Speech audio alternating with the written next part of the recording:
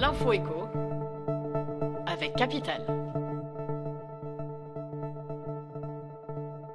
On commence avec la mauvaise nouvelle du jour. Pour restaurer les finances publiques, le gouvernement veut mettre un terme à sa politique d'aide massive, ce qui va peser sur le budget des ménages.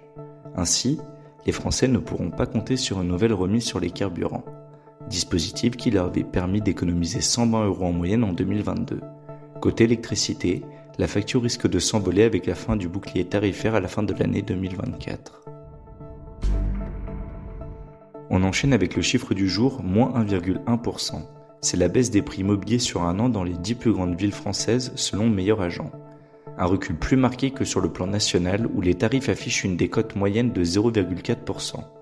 Certaines grandes villes, à l'image de Paris ou Bordeaux, affichent même des baisses bien plus spectaculaires.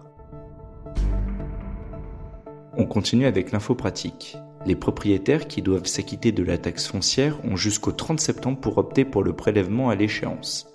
La somme due sera alors prélevée automatiquement sur votre compte bancaire cet automne, le 26 octobre précisément.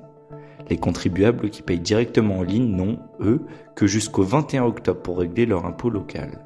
Tous les détails pour vous acquitter de votre taxe foncière sont à retrouver sur capital.fr. Et pour terminer, le débat du jour autour des steaks végétaux.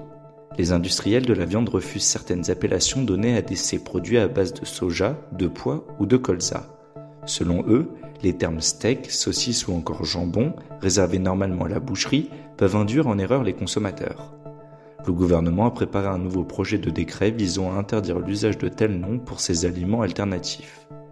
Une mesure qui fait déjà du remous chez les industriels de la filière des protéines végétales. C'était l'info éco avec Capital.